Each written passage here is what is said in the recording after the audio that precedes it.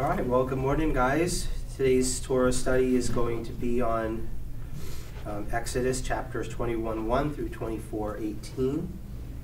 And start off with just questions on the reading. Anybody? We did read it, right? Mm-hmm. So this is all perfectly clear? Everybody, no questions in regards to any of this stuff?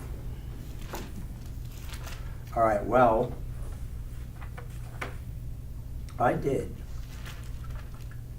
There were a couple of things that I wanted to look up to confirm, but all right. These chapters basically discuss the laws and penalties in the Torah. Which ones come with a death penalty. This ban of destruction was something I wanted for us to talk about. I wanted us to talk about how Israel's a family and the laws governing a family and nation, not the same as just a nation that's put together of people who aren't actually related, cousins, brothers and sisters. Okay, so the ban of destruction. What does that mean?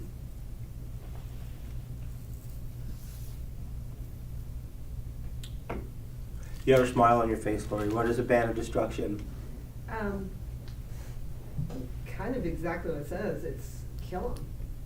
And from my understanding, if a place has been put under a ban of destruction, it's a more extreme discipline than just a slap on the hand and you can repent and come back from it. I think once the Lord declares a ban of destruction, it's exactly that. It's destroyed.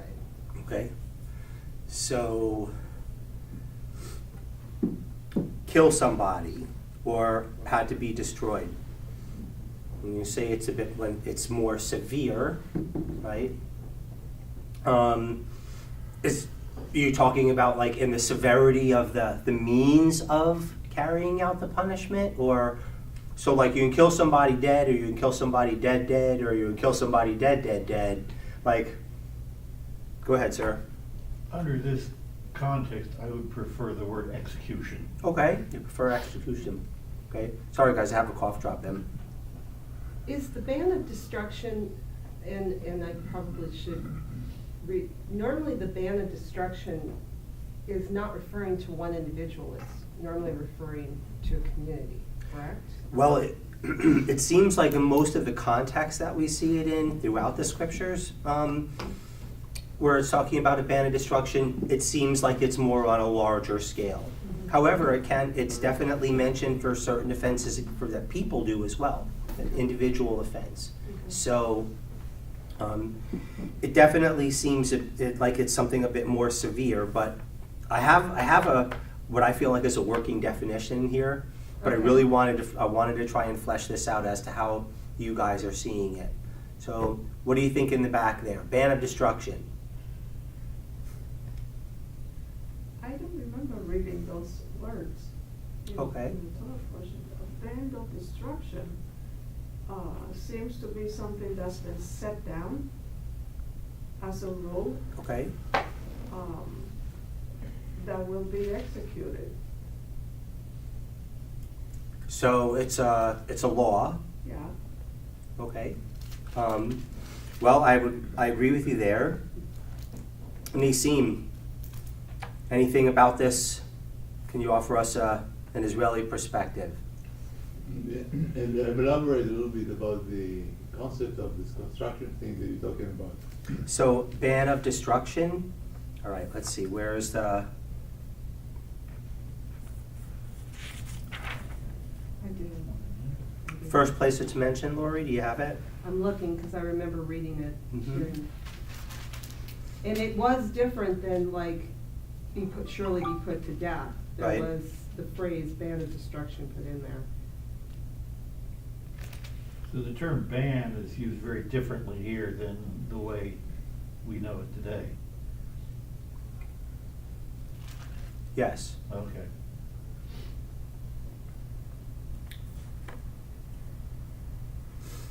there's anyone who can tell me right where it's first mentioned,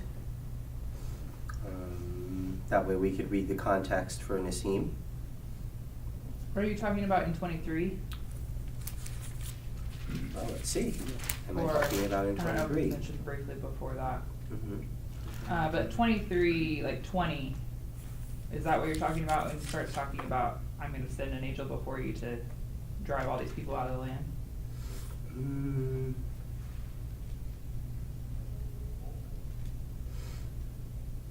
Well, we know that that a ban of destruction is actually enforced in that case, but I want to say it comes before that. Okay, well, do me a favor, I'm gonna put you guys on searching that. Will I give you what my definition of it was, or what I ended up coming up with? Ban of destruction. A guilty person or persons was most likely killed. All of their possessions were confiscated and dedicated to the Lord, possibly sold off, and the money given to the temple treasury, or the items may have been repurposed in cases where it was not idolatry or from the temple or people of a pagan nation. Okay, so it was more than just an imposition of a death penalty for a crime. This was basically, I'm going to say it this way, maybe people will get it, and for the benefit of the internet people, it's almost like we're going to get you and your family too, sort of thing. I'm not saying that that is not a reflection of our God or really the intent, but for modern purposes, this is not just a single person or the person being punished. This is their livelihood, everything that all of their possessions, probably their home, everything was to be destroyed and or confiscated. You following? So the death penalty is not the same, or the death penalty is not the same as a ban of destruction. Although the death penalty is usually included in the ban of destruction. You got something there, Miss Emma?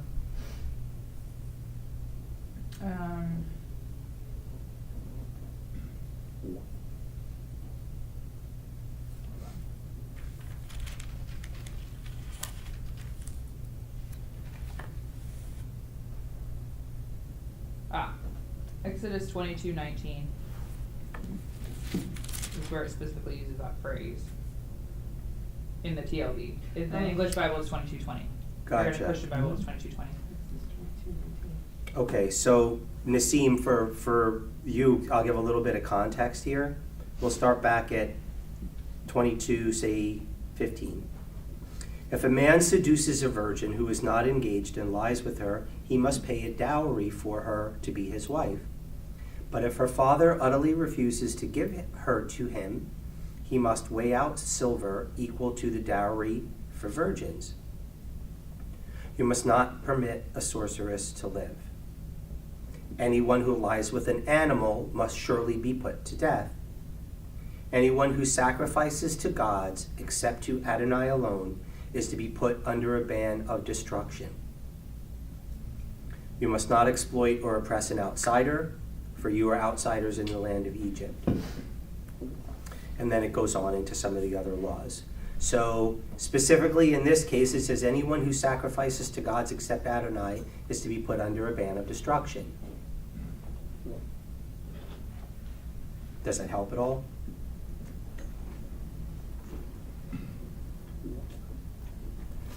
I don't know if those rules apply to those who understand those rules, because most of the people, they didn't know much what's going on with the leadership, where they get those regulations to begin with, If I'm a father there and the leaders come up one day and tell me that's how the law gonna be, and that's what they have from God, and I can either follow that by being feared or peer pressured by the society that I live around, Okay. or if I have my own integrity, I will object to it.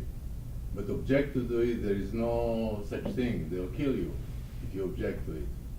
Well, okay. Are you talking about, so like in modern times, or are you No, talking over about? there. back then? Yeah. Interesting. I don't know about the objecting to things being put to death for objecting to a law. I suppose they always have the option to just go ahead and leave. But all right, well let's take some of this apart. We'll look more closely at it. I did a sort of chapter by chapter on it, so I just wanted to get that ban of destruction thing out of the way first. I wanted us to understand that because it's not the same as just put to death. So basically, it is like, it does affect, okay, so somebody's being put to death. The ban of destruction then, it's like their family doesn't get to inherit or keep their belongings, and that, you know, if this man is put to death, everything he owns, everything that's his is destroyed. It isn't like passed on to the family then. Very possibly. It doesn't get into the nuances of exactly how everything is carried out. And of course, there was a system of judges and councils, right, that were, you know, responsible to go ahead and review the case. There was testimony and witnesses and all of that. But let's say, for example, I mean, I don't know, this might sound kind of harsh, but let's run through one. Okay, so sacrifices to gods other than Adonai. If you're there, we know in the law that if you're aware of someone who's doing this in the community, that they're supposed to be brought before the elders, right? So if there was someone, a cousin or a family relative or someone in your family who you knew was doing this, you had a responsibility to bring this knowledge out. You had a responsibility you had to tell, hey, my cousin's got idols in his house and he's sacrificing to Molech or whatever. In modern times, there's actually a crime called misprising. It is the crime of not reporting a crime. If you know that someone's doing something, especially something really, really bad, like killing people or, you know, drug dealer, things like that, and you don't report it to the authorities, you're actually guilty of a lesser crime. And the American criminal justice system is based on British common law, which comes from this. Okay? So I think what I really like about this, now all of a sudden, this ban of destruction, because we're talking about worshiping other gods here. So when they're doing that and they have idols, they're inviting opposing gods, which the Lord just delivered them out of, back into their household. You know, they're asking them to inhabit the idols they have. It goes beyond just that individual, we see all these individual offenses, but this thing about the gods, because this is the only one that we just read in here that has the ban of destruction. He just delivered them and just defeated all these gods. And when they are doing this type of worship, they are once again inviting foreign gods into their household after the Lord has set them free. And so those gods, by inhabiting this is a bigger deal. Like, I could see the ban of destruction destroy everything because this man has asked gods to inhabit his stuff. right.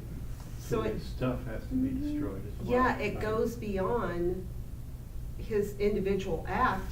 He has invited other gods back into his Right. life. Basically cursed his own house. Yeah. Right. Yes. It seems that the person who sacrifices to other idols comes under a sentence that is unforgivable. So whatever that includes, destroying all his possessions, or if anyone in his family knew that he was doing this, everything about them also comes under the same sentence. It doesn't say that he will be killed immediately, but it seems that he will live under that band of destruction where there is no forgiveness. I don't know. It doesn't. I'm not going to elaborate on something with it that it doesn't directly say. Yeah, I understand. But we do know that was one of the offenses where capital punishment could be applied. so could be put to death for that. We know that there are more, so this is where this is where the law is being brought up. Okay, we know that this gets carried out or failed to get carried out later on as Israel moves into the Promised Land, or as they're moving into the Promised Land, and they start to come up against the other nations that are there and make war against them. We know that this term ban of destruction is used, right? When you go in, you're to burn the Asherah poles, smash the idols, burn down the temples, all the gold, everything that was confiscated from there had to be melted down and purified. They weren't allowed to take booty. The soldiers weren't allowed to take just, as they raided the house and take garments and all that other stuff. Everything had to either be destroyed or melted down or washed or smashed into dust and then blown into the air. I mean, it was pretty serious. The Lord wasn't playing around when it comes to dealing with foreign gods and idolatry and all of that. He knew it would be being a thorn in the side to Israel and to his people. It is detestable to him. So, all right, that deals. We feel like we're pretty okay with ban and destruction. Okay, the reason why I wanted to talk more about that was because it's not the same thing as just saying shall be put to death or should be put to death. It's more than that. I'm glad you hashed that out. That was good. You're welcome. Yeah. Okay, so Exodus 21, 1 through 11. By a Hebrew servant, he is to serve for 6 years. Are we talking about slavery here, guys? Emma's smiling. Are we talking about slavery? Servant. I buy a servant. In the 7th year, he is to go free without payment. What does that mean? So you buy a servant, you buy a slave, they work for you for 6 years, and the 7th year you let them go and don't even give them any money for all the year's work? Is that what this is saying?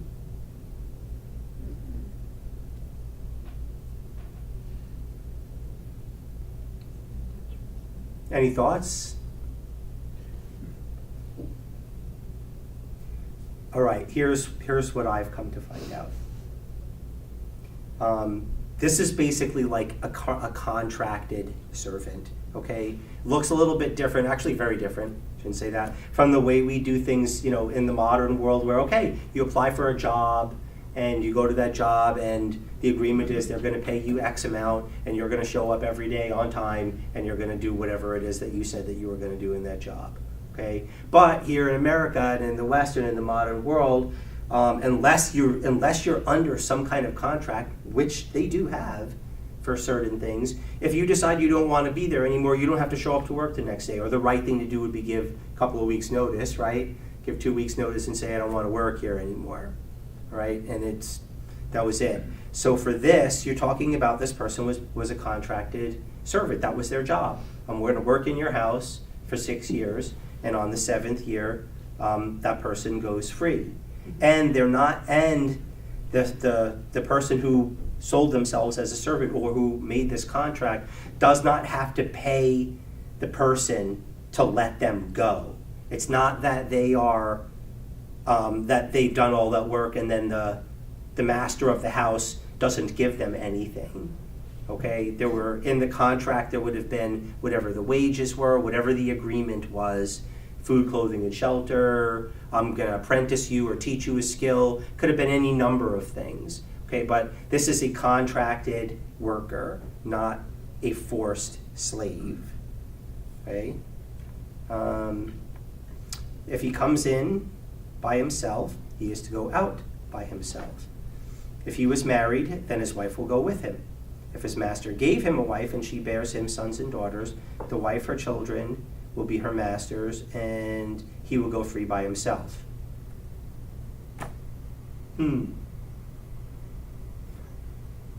What are we thinking about that?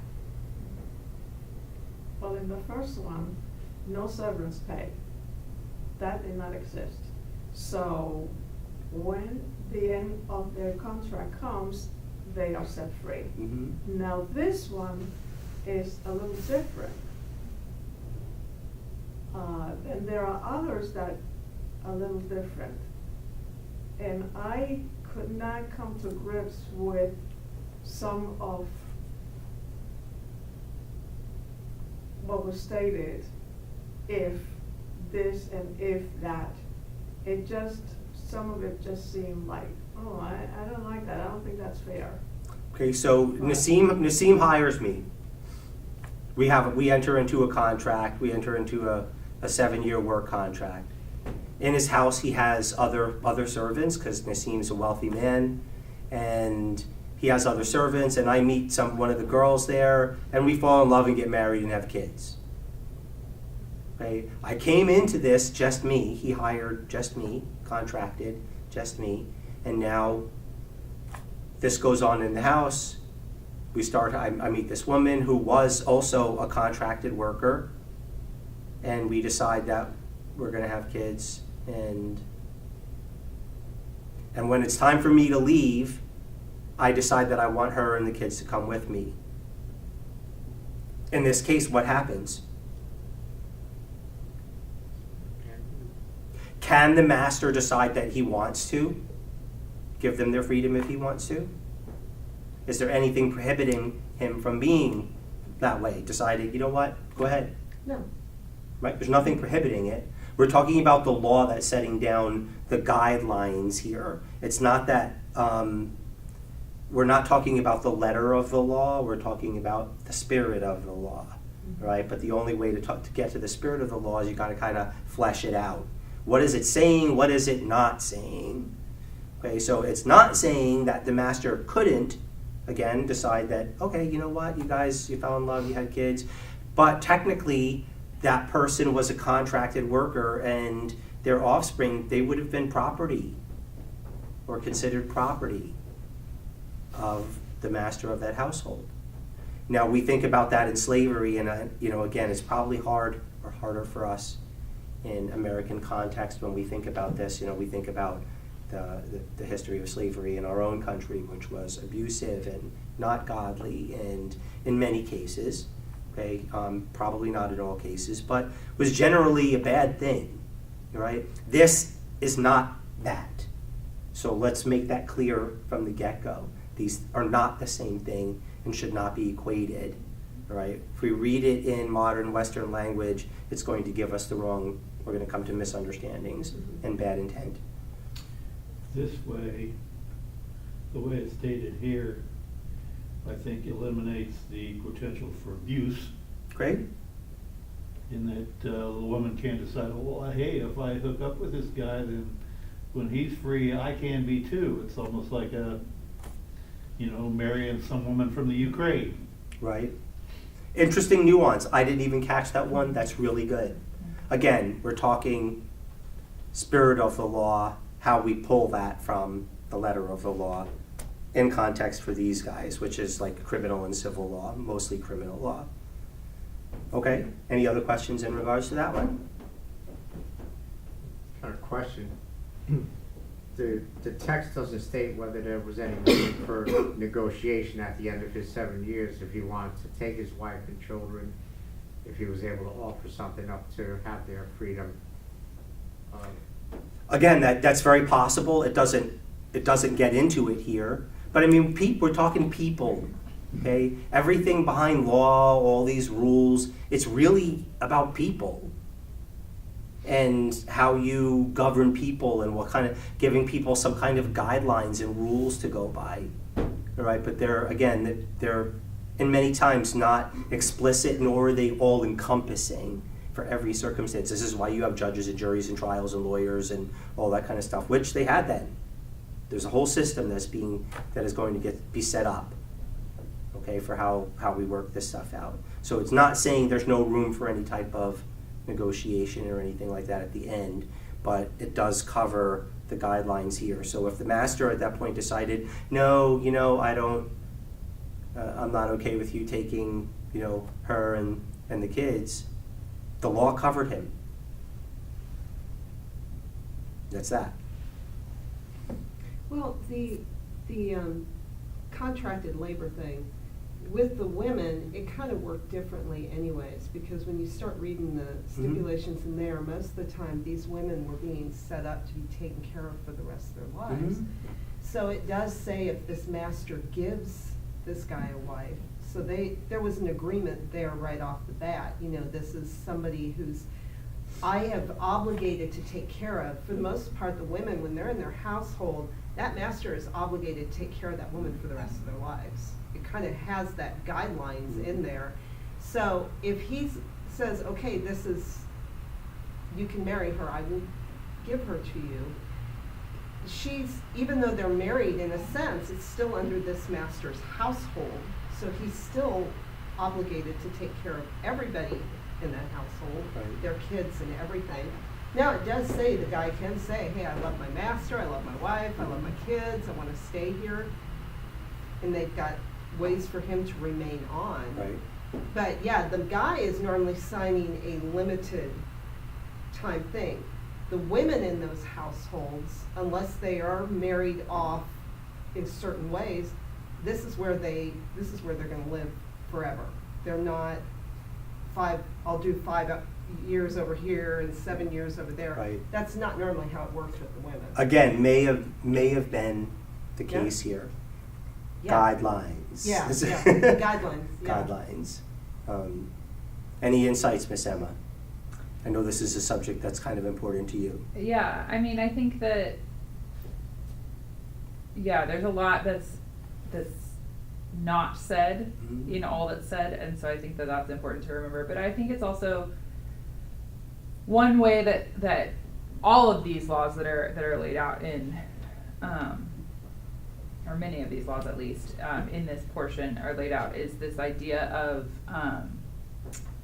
minimum requirements, which is just another way of saying what you've been saying. It's like, this is like, hey, this, if you're gonna engage in this situation, this is the minimum of what you have to do, which, like you're saying, leaves leeway for, you know, negotiations or a master to decide to do something out. But they're saying that like, if you're gonna have a servant, this is the minimum requirement of what you have to do. You can be more generous, of course, always. But it's basically kind of like we're saying, like, this is kind of the separation between, as you're saying, this type of slavery or servanthood and the slavery that we tend to think of when we in a much later context. Because even the fact that it says, I know we haven't really talked about this verse yet, in verse 5, that if I love my master, so that's kind of indicating, like, this might be a really good situation. This guy might be like, hey, I've been working here. Maybe he started this servanthood because of a debt, or maybe it was just there was a job available. There's different ways that this could have started. But the reality is, like, either he can stay if he, you know, or he can go find another job, and who knows what the job market's like in ancient the ancient world, you know. Yeah. And so, but the indication is that this is supposed to be a good situation. Yeah. You know, this is not, you know, they're not being beaten, they're not being starved, they're not, you know, they're being cared for, and so it's likely that this is a good enough situation that you want to stay, right. Particularly if you have this wife and children. And we don't know the status of the woman. You know, is the wife the master's daughter? Is it another servant? We don't know, and that has a lot of implications based on that too. Yeah. If it's the master's daughter, you have this whole, well, there was no dowry, you know, there was no bride price paid probably, and so of course he's not going to just let them leave, because he, like, in the ancient world, that's just how it's just how it worked. I'm not saying that. Yeah. I'm saying that I'm glad that we've moved away from that, but in the ancient world, marriages were business transactions as well, and so if there's no, you know, benefit to the father's family, then he's not going to, you know, unless he has this super generous, kind heart, which is possible. Again, there's a lot of situations that could play out here, but what we're seeing is God is saying, in this situation, this is the minimum requirement. You must not do less than this. Yeah. So. Well said. That's really just kind of restating what you were saying. Yeah. Well, I mean, I don't know. I feel like it's really important to drive this home. maybe not necessarily for you guys as much as for the audience out there, if there's people on the internet that are going to watch this thing, because the tendency to look at this thing is with a great negativity and wrong. So I propose this question to you, on the people on the internet. If you were if you were a master, or if you were a person who was hiring people to be servants in your house, should I automatically presume that you're going to be abusive towards them, mistreat them, cheat them of their wages? Or are you thinking, oh no, I'm a good person, of course I'm going, well, everybody thinks of themselves like that, or at least most people, okay? So again, we're talking just guidelines here, and don't try and superimpose modern context and American or Western understandings or worldview onto what is being said here and how it all plays out. Yeah. One other small comment that I'll make is that, remember, another principle that we see played out in Torah as God gives instruction is that we tend to miss in our modern context, because most of us are not studying other ancient societies, that this part of this is being laid out to show contrast to other people groups at the time. And so this is far more just and honors people far more than most other ancient cultures. It's true. So we miss that because we don't tend to study that. We don't read a lot of other ancient literature other than the Bible, which is fine. I just like to make that point now and again, just to help us remember, like, this sounds kind of harsh to us, but really this is so merciful in the context in which it was given. Absolutely. And you do have a verse in here where we do go the harsh realm, where in verse 16, anyone who steals a person and sells him or is found with him under his hand must surely be put to death. Yeah, kidnapping is a So, capital offense. Yeah, now we're talking human trafficking and that type of thing. And that, when we're coming to that type of thing, then the Lord is very stern about that. So we are looking at a difference between contract for labor versus the stealing, kidnapping, selling of Slave people. ships. Yeah, this was not okay. Oh, yeah. Yeah. Excellent point, Lori. Well, so are we good on this first part? Okay, so that would have been 21:1 through 7, or through 6. Yeah, we get a little bit more into the selling for marriage, things like that, redemption, but I want to keep moving on a bit. Okay, verse 9. Sorry, we'll start out with 8. If she does not please her, okay, we gotta go back a little bit further. If a man sells his daughter to be a maidservant, okay, sounds a bit harsh, she is not to go free as the male servants do. If she does not please her master, who has selected her for himself, then he shall allow her to be redeemed. He will have no power to sell her to a foreign people, seeing as he is dealt deceitfully towards her. If he betroths her to his son, he must give her the rights of a daughter. If he, the son that she's being betrothed to, it doesn't elaborate that there, that's free, I'm throwing that in for you guys. He is not to diminish her food, her clothing, or her marriage rights. If he does not provide these 3 to her, then she is to go free without payment. Okay, so it's like Emma was saying, the provision that women were supposed to be taken care of. It was required under law that they be given food, clothing, and shelter, that their basic needs be met. And if they weren't being met, then she was free. She was free to go. That's simple. Okay, verse 12. Whenever a man strikes a man so that he dies, he must surely be put to death. But if he did not hunt him down, yet God caused it to happen, then I will appoint for you a place where you may run. So we're talking about cities of refuge, or that, but which is all going to be elaborated on later. So what do we have here? If a man strikes a man so that he dies, he must surely be put to death. Are we talking about murder here, or are we talking about manslaughter?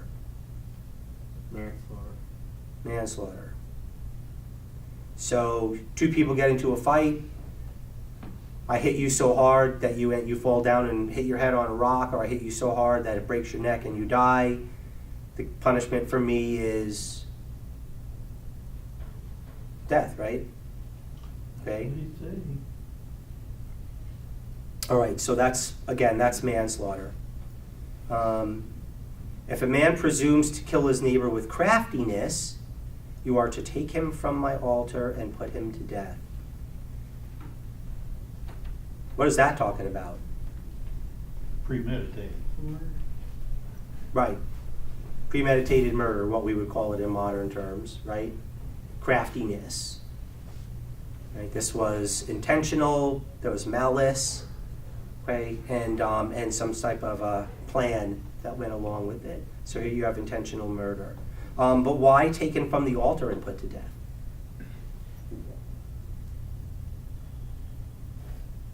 I haven't seen that anyplace else. Well, Go ahead. it states, take him from my altar, meaning God's altar, Mm-hmm. because he's not worthy to be sacrificed on that altar. Well, we didn't do that anyway. So, Well, I'm sorry, yes. You're right 100% on that. We don't do human sacrifice. yeah, that wasn't ever part of the deal, ever. Are you basically condemning his soul as well?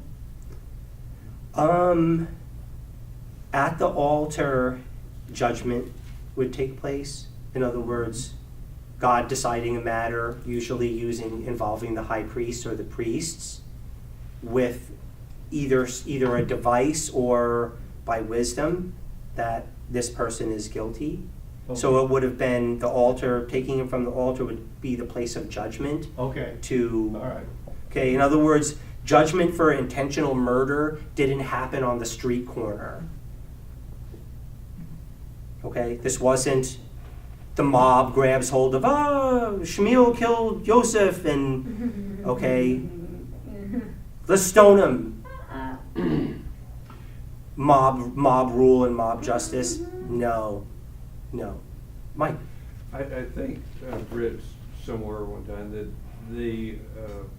when you were fleeing from a mob or justice, where you'd run to the altar and hold on to the altar, and that was supposed to be a place of safety. Right, And sanctuary. It sounds like if it's intentional murder, Right. that's not a safe, it's not an excuse or not a, Like when we were kids? yeah, go to Yeah. mama. Yeah. Well, and it's also, I think another facet of the same thing that we're talking about, because I think that's very true, I think is also like the altar is where the sacrifices happen. So Mhm. that's where which your sacrifices are supposed to be for unintentional sin. Like premeditated sin, like it doesn't, like, right, like it doesn't work that way. Like it's not, like the sacrificial system is how grace played out in this time frame. And it's not, grace is not free reign to do whatever you want and then just bring your sacrifice. They're saying, no, you planned this knowing very well that this is wrong. You don't just get to come and bring the sacrifice and wipe it clean. Like that's not actually not how this works. Okay, Please. this all of a sudden now there's something I'm not getting. Apparently, it almost seems like the penalty for accidentally killing somebody is harsher than the premeditation. No, it would be the same penalty. The issue here is this, okay, and I teach this to our security team, justified and moral use of force, okay? You end up in a fight with somebody, you're responsible for what happens or the outcome of that fight, or what happens during that fight. If you accidentally kill someone, okay, their family is still out. That person, that son, that husband, they're not bringing income anymore, they're not doing the work in the fields anymore, they're not going to work Monday through Friday, 9 to 5. They're dead. There's no taking that back. And they have a right to want justice for that, even though it was accidental. Okay? However, accidental manslaughter or accidental killing somebody, a person could flee to a city of refuge and actually be safe there once they were judged by the elders of that city of refuge, and they say, okay, we've investigated the matter, and yes, it was truly an accident, and yeah, you can stay here, but you can't leave. until the high priest dies, or if you leave these grounds, the family has rights after you. However, none of that stuff is explained here. We have to go we have to go further to get all that down there. Okay, to get all the definitions of all that. Again, we're getting some guidelines here. We okay so far? Okay.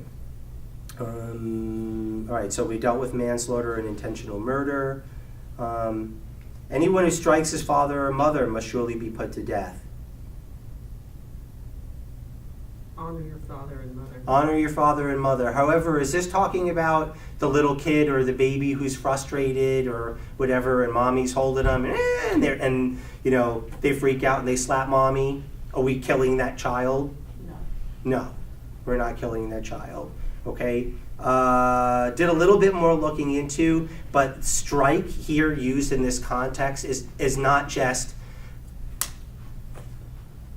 It can mean that, but it also includes actual physical harm, grave injury, serious bodily harm. You hit your mom with a stick or a rock. You hit your dad with an object that was capable of causing permanent injury or great bodily harm. That's the terminology that we use in modern times. Okay, what would be an aggravated offense in modern times. Okay, so hitting somebody is simple. You use an object that's capable of doing a lot more harm than you could with your hands, fists, feet, teeth, that kind of thing. It's now aggravated it and makes it as a higher level crime, more severely punishable. Right? So yeah, we're not talking about just strike. Yes. I think this too would be anger coming from the heart. So it would be issues deeper than the act that just happened. Okay. So anger, maybe malice. Hatred.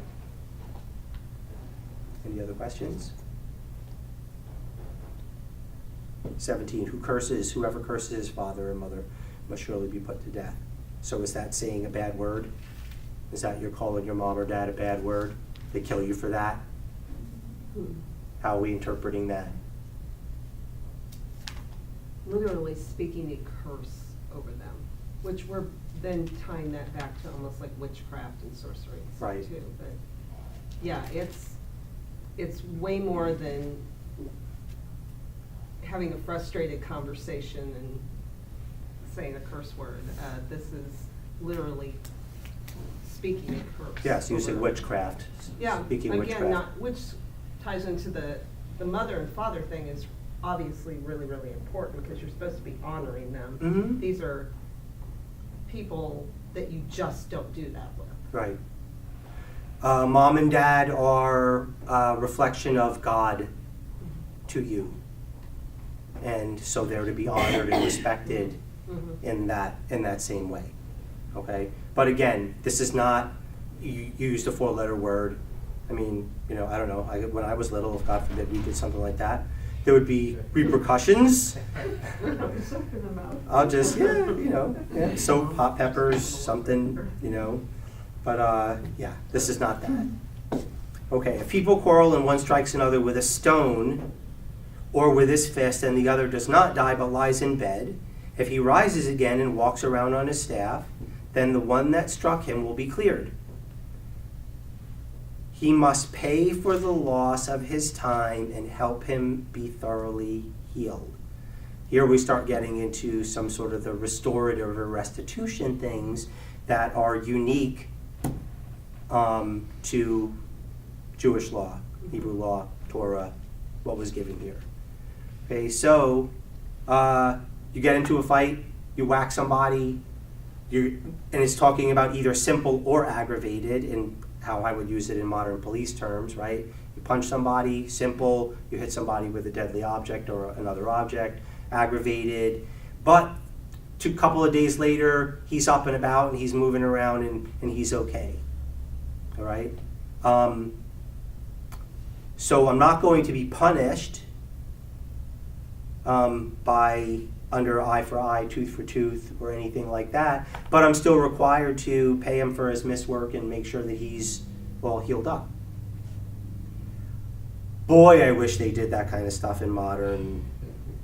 I think we would see a lot of difference in our society if this kind of, if we saw a law as just and as good as this in modern, applied in modern times.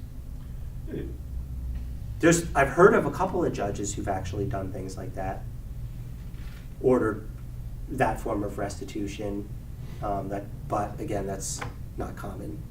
Isn't all this based on the assumption, though, that they didn't have it coming? Doesn't really, didn't have it coming. You So- lay me out and you have to pay for my time off, even though I'm the one that provoked it. It doesn't get into provocation. I do Doesn't- have a question. This is basically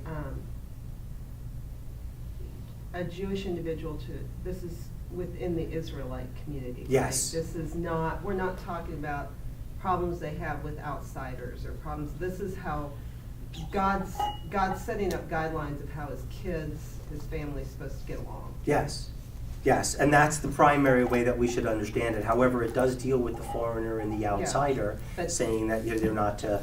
Yeah, but this right here, it's like, we're almost talking about a family dynamic here, right? Yes, Okay. yes.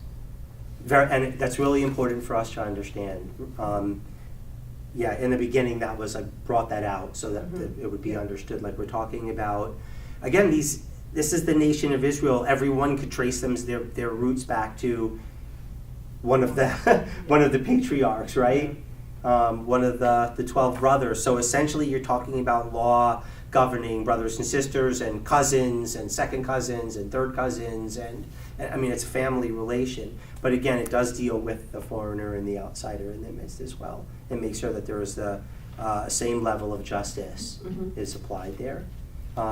As far as the provocation thing goes, that's so I'm a retired cop. Okay, and have been to many what you would call mutual affray. Okay, that's combat that seems to have been agreed on by two people. Mhm. In other words, all right, you want to fight? Let's fight. Okay, who was the provocator? Who was the primary aggressor? All right, in this. Again, only when it comes in modern times, only when it comes to domestic violence is that something that's really of concern. If two people agreed to fight the who said what, I mean, it's kind of a matter of pride. In a lot of instances, could you have walked away? Okay, so they insulted you. They had to come in with words or whatever. How we kind of think about things, and okay, yeah, he had to come in. That Mike Blake man, he's always insulting me. Always picking on me. I couldn't take it anymore. He had it coming. Let's fight. I wouldn't dare offend you. I love you, Mikey. He's I'm joking. When I put it in that perspective and we think about it, kind of changes things a little bit, right? And most of the time, it's this heat of the moment stuff that I would show up to, and it would be just that. It's wounded pride, self-esteem, showboating, drunk. Oh God, alcohol should have been abolished. They should have stuck with that one. Except if I want a glass of wine once in a while. Yeah. It's also the issue that there are channels of justice established, right? We just, a couple chapters ago had this whole issue with Moses appointing these judges and elders to settle disputes. So that probably would have been a better route to solve these types of things. Like Kenny's saying, like these are heat of the moment. And so I think even if it wasn't intended, even if it was provoked, that person is still responsible for their own actions and causing harm to someone, because there are other ways to, we already know there are other ways to settle this other than physical force. Yes. Yeah. And so it becomes a matter of self-control in that sense. It's what I teach our people here, our security people, right? Slow things down, take a breath, Remember that the people that you're dealing with, if it's a visitor, or God forbid any type of incident, which we've had very few to almost none, slow it down, try and reason your way through, through whatever the disagreement or the problem is, okay? Think, try and put yourself outside of it, okay, so that you can, like I said, it seems a bit more reasonable, right, when you're coming at it that way than it's just you and I, like Emma said, passion, anger, all these things that get everybody. Whenever I would encounter people like that, especially in their own home, who are really upset, hey, something I learned from my mom, this works for any cops out there, tell them to go to the bathroom and splash some cold water on their face, okay? Splash some cold water on your face. Slow things down a little bit, cool off, helps to bring things down a little bit and get people a bit more level. And anyway, that one was for free too. Okay, so we did strikes a person, kidnapping, anyone who steals a person or sells them, or is found with him under his hand, right, in other words, in control of, or what we would call unlawful restraint in modern times, must surely be put to death. So is capital punishment, surely be put to death. Means this is not, this penalty is the penalty that you're found guilty of this, you are put to death. It's not life in prison. It's not kicked out of the camp. No wiggle room. No wiggle room. No wiggle room. Shall be, surely, right? We use those terms in modern criminal law as well. Shall, should, must. Okay.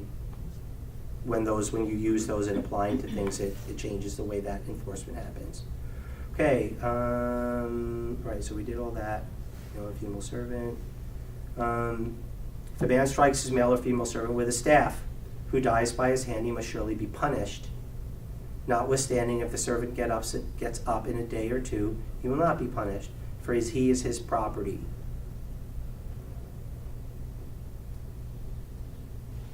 Emma's smiling.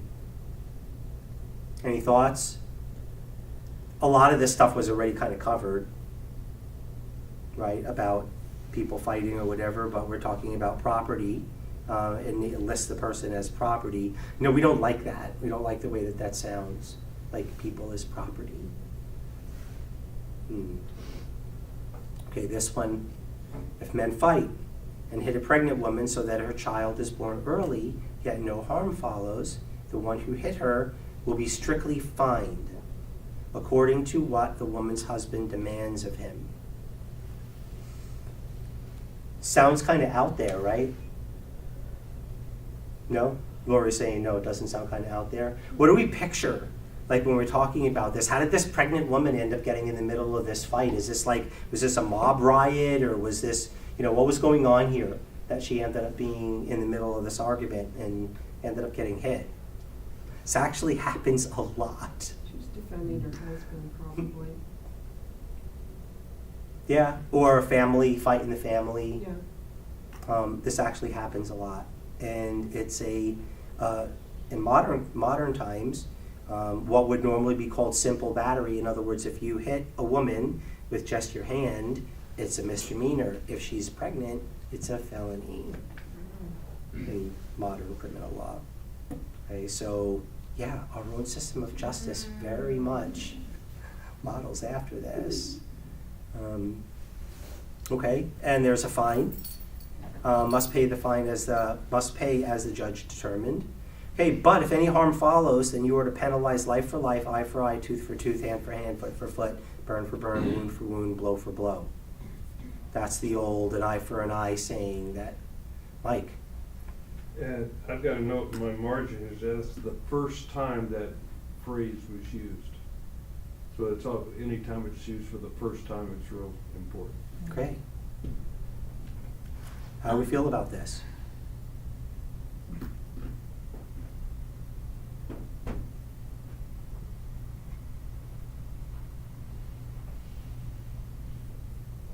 Yeah, you might know, I've heard that the judges, the Jewish judges actually didn't enforce that. It was, normally they would negotiate some financial compensation or. Yeah, I mean, I don't know that we have The concept was that. Yeah. I think I think that's definitely what it became. I don't know that I haven't studied it in great depth, but I've heard similar things that, like, some of these we don't have any documentation that some of these things were enforced, like going back even to, for example, like that whoever curses his father or mother must be put to death. We don't have any accounts of that actually happening. And then in this situation that we're talking about now, yeah, I think, I don't know that it never happened this way, but I think it became practice for there to be, for it to be interpreted in kind of a financial way, rather than, like, oh, someone broke my hand, so I'm going to break their hand, being like, okay, you broke my hand, I'm going to pay you $100 or something, whatever. Mm-hmm. You know what I mean? I think it worked out that way, but, yeah, I don't have a lot of background on that either. My understanding of this is that, again, this was carried out under a judicial system. So it wasn't, so I broke your hand, so they stand around and hold me in place and you break my hand back again.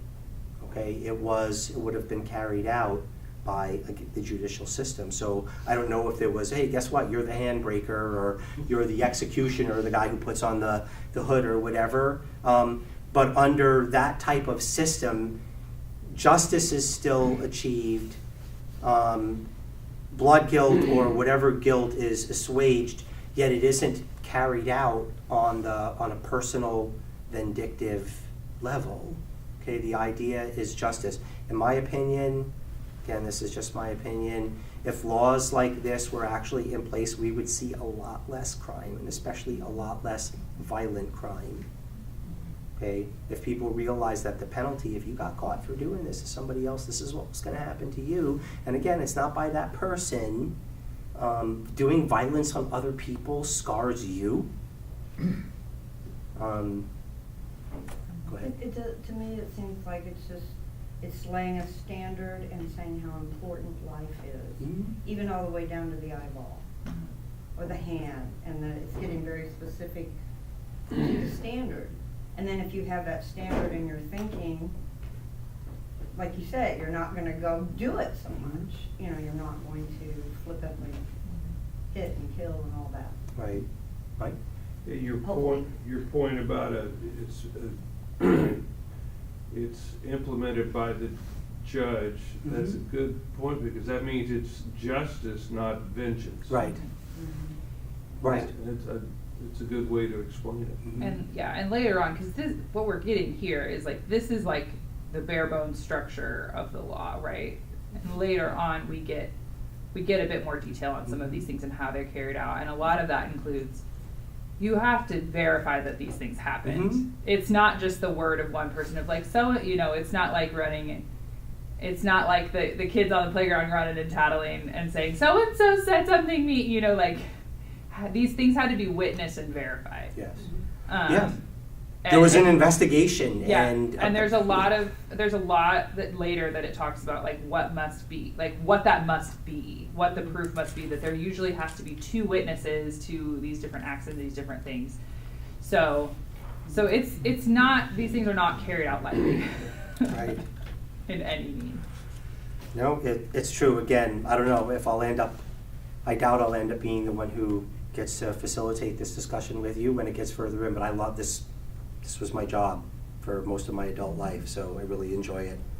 I broke things down into their modern terms. Yes? Oh, I thought. I was just gonna say, we've got the justice, an eye for an eye, a tooth for a tooth, Mm-hmm. Whether it was financial compensation, because I think Tom and Sam discussed that on Grafted You, on the hard sayings of Yeshua, because he goes in and says, well, you've heard it said, an eye for an eye, and then he takes it up a notch where basically you've heard this said, this justice thing, but I'm asking you to go a step further and not demand justice out of this. So, that we've got that principle going on. So they've got that established principle that I get compensated for what I lost. And obviously they really, really must have actively gone over compensation for what I lose. Right. Because Yeshua ends up addressing that matter where he says, you've heard it said, an eye for an eye, a tooth for a tooth, but I tell you, do not resist an evildoer. So he's like, whoa, here you're just shattering my whole justice system here, But, yeah, they did have to have the guidelines set up. Right. But I think they must have tenaciously gone after this, my rights, my rights. Right, I was hoping that you were gonna go there. Mhm. Who gave this law? The Lord gave this law. Mhm. So that you've heard it said is not him throwing down a disclaimer on, Mhm. that's not the law I gave you. Mhm. That's not that. Okay, Mhm. this is not a contradiction Mhm. between the God of the New Testament and the God of the Old Testament. Same God, same rules. They were abusing that system, was what the issue was. Mhm. And again, the not resisting, don't resist an evil person. You were allowed to protect yourself. Yeah. Okay, as a matter of fact, as a husband and as a father, if I didn't protect my family, I'm in the wrong for doing that. It's talking about the passion, it's talking about the pride. Okay, those are the things that he's dealing with. They're really important that we keep this in balance, especially for, yeah, I'll leave it there. We got to keep it in balance. Yeah. Okay, same God, same rules, not a disclaimer. Mhm. So thank you, Lori. Excellent. Okay, we're running out of time. If we're not out, what time do I have to stop by? About 9:45. We got about 6 more minutes. Okay, so I'll go through some of this stuff a bit faster. Verses 28 through 37 deal with animal injury. They're animal injury laws or injury or financial loss because of animals. Not keeping your animals properly, so on and so forth. There's a bunch of them. Okay, this was the one, let's see, 22. This one has been brought up to me. People have a lot of problems or questions about this one. Exodus 22. So this would be home invasion, robbery, burglary of an occupied dwelling is the modern police terms for it. If a thief found breaking in is struck so that he dies, there is no blood guilt for him. But if the sun has risen, there is blood guilt. He is to make full restitution. If he has nothing, then he must be sold for his theft. If the item is found in his hand alive, whether ox, donkey, or sheep, he is to pay double. Okay. What are we talking about here? Someone breaks into your house, you whack them in self-defense, they die. It's at night, there's no blood guilt. It's in the day, there's blood guilt. This one always throws people, well, why do you think this is? At night, they couldn't see who it was. During the day, you can identify your thief and take him to the proper justice. Okay.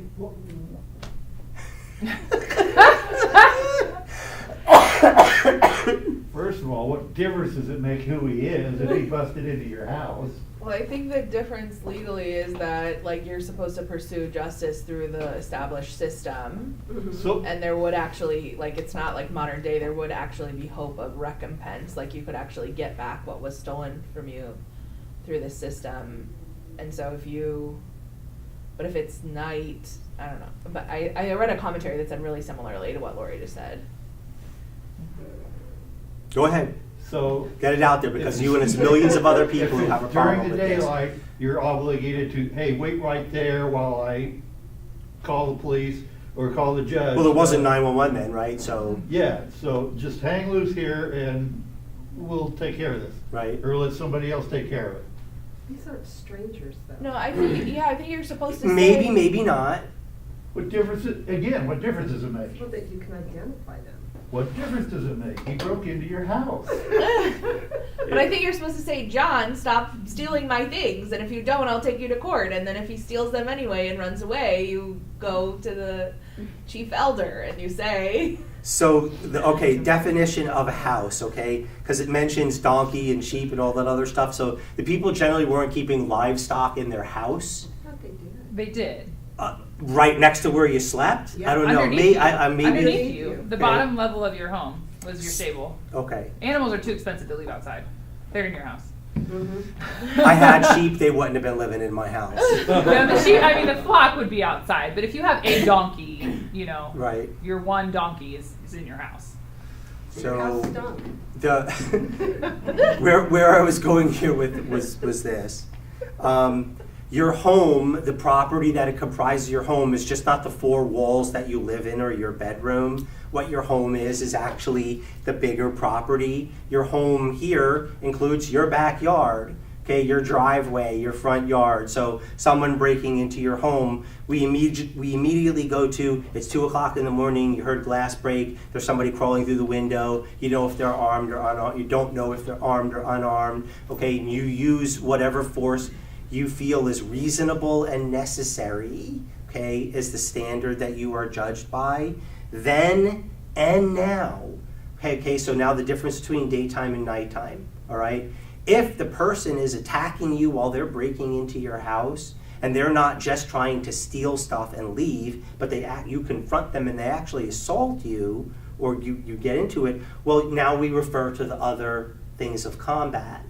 The fact that it happened in your house, we have castle doctrine nowadays, right, and stand your ground laws, which are, in my opinion, good things that offer you protection in your home.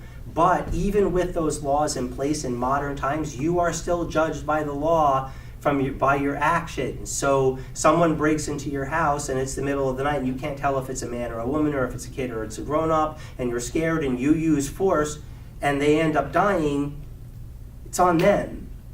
Okay? But during the daytime where you can see, oh wow, it's a 12-year-old kid, but the 12-year-old kid's got a gun and he's pointing it at you, use what force is reasonable and necessary. No more. So Okay? it's saying you have better judgment during the light. Well, again, you possibly would be able to identify the person. Yeah. So if they took your property and they fled, you'd be like, okay, well, I know what the guy looked like. I can, get the council together again. There's no 911's not coming in ancient Israel, right? There's no phone for you to pick up and for you to call, and the police are going to come and take a report and do all that. So we got to demodernize what all this stuff looks like. But yeah, you would have it was property.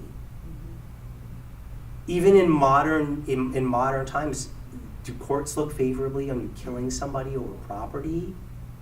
Not so much. And also during the daytime, somebody breaks in and everybody around is up and around, and depending on where you are, Mm-hmm. you're in town, outside, whatever, varies. But if you're awake and you start yelling, your neighbors are going to probably hear you. Possibly. People on the street, and they're going to be like, something's going on. At night, it's different. And also, like, when you are startled awake, you act differently than, than when you're going about your day. Again, But, guidelines. yeah, lots of Go ahead. things. Oh no, I was just gonna ask you, like, I'm making an insinuation from what you said too, that like, if it's like all of your property, if it's during the day, like somebody could be innocently walking onto your property. Mhm. So there's like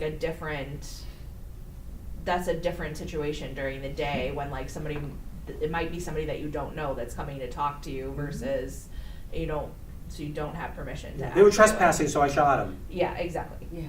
with my high-powered rifle from my third-floor window. Not going to go well for you.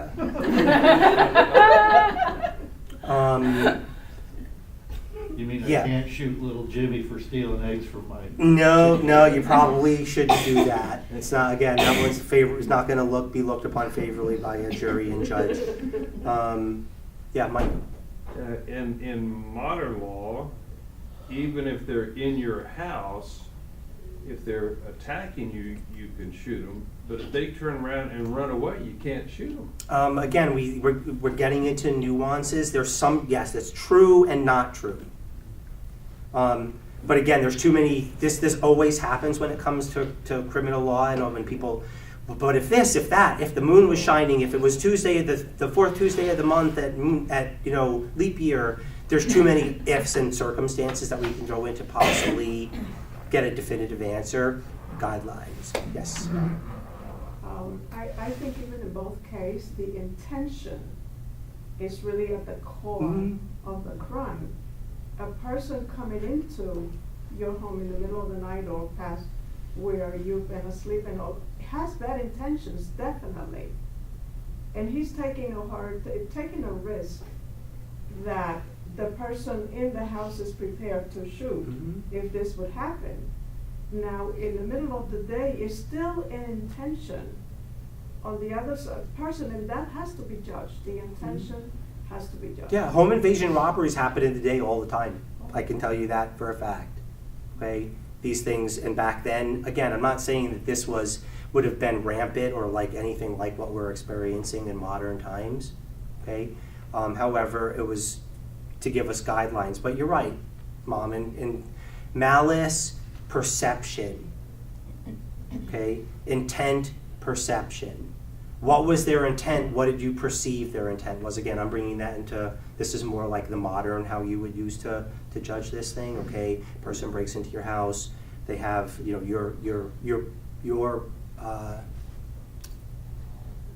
how are you perceiving what it is that they're doing?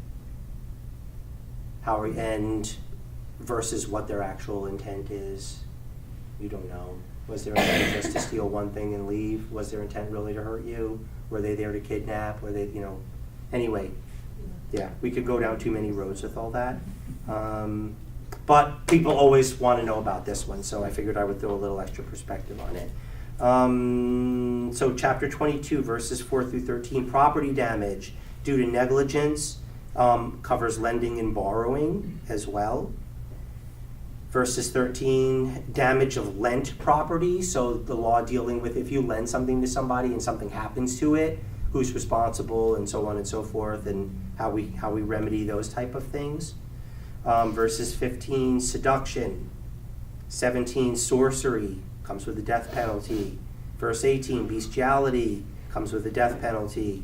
Again, death penalty was the maximum penalty, not necessarily the always applied penalty. Verses 19, sacrifice to other gods, ban of destruction. That's where this one comes from. If I had just looked at my notes, I would have found it. Verse 20, treatment of outsider, has to be fair and just. Similar laws apply. Verses 21 through 23, treatment of widows and orphans, equity and justice for widows and orphans. Verses 24 through 26, about lending with money, lending without interest. Okay, Israel wasn't supposed to be charging interest when they lent money to other people in the community. They could charge interest if it was a foreigner or an outsider. Okay. Can I ask a question about that? So Yes. I take from this and a couple other verses, even though there are verses that talk about not being in debt or not lending to other people, that it is okay to lend to people Mhm. in your community as long as you don't charge them interest. Okay, I just want to make sure I'm not misinterpreting that. I feel like the whole, okay. Yeah, no, that's what it's saying. Yeah. Again, did we do a great job at this? From what I understand, not so much. Anyway. Verse 27, respect for God and for rulers. Really, really important. Respect for authority. Talks about this somewhere in the New Testament, I want to say. Could be a reflection on this. Verses 28 and 30, offerings. And then in chapter 23, verses 1 through 3, deal with false testimony and mob mentality, which I thought was interesting. Following the mob, following the crowd or the group to pervert justice. Bribery is talked about. Yeah, these chapters actually set down a really solid foundation of guidelines for a moral and just society. They really do. Again, so much so that they're pretty much still, a lot of them in effect today in some way, shape, or form. So, any other questions? You see? Just briefly, it sounds ironic to me that God gives them the manna and they guarantee food for every day, so they need to go rob everybody, and they have all of a sudden they have money system. doesn't sound right here, because if he gave them the manna, why would I go rob somebody else if I have guaranteed food for tomorrow and today? So the Bible has to explain periods of times when they quit getting the manna and when they're starting their monetary system of money and exchange and all those things. Mm-hmm. And all of a sudden, property, what property? They were wandering and navigating to the Holy Land. When they left Egypt, did they leave Egypt If with I nothing in their settle with pocket? My tribe, that's my property Mm-hmm. for the setup for the night. Because the next day or the next week, I'm gonna go move to a different property. And you're taking your tent with you. But this is beyond the wilderness. Mhm.